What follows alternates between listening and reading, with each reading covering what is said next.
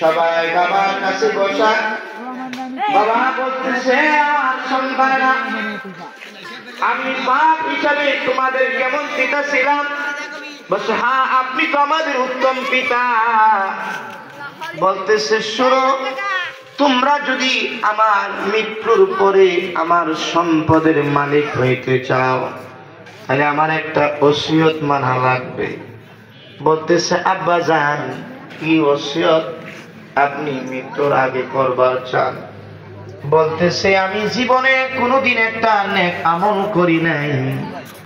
আল্লাহ তাআলা যদি আমাকে ধরতে সক্ষম হন, এমন আযাব দিবেন, পৃথিবীর কাউকে আর এমন আযাব দিবে না।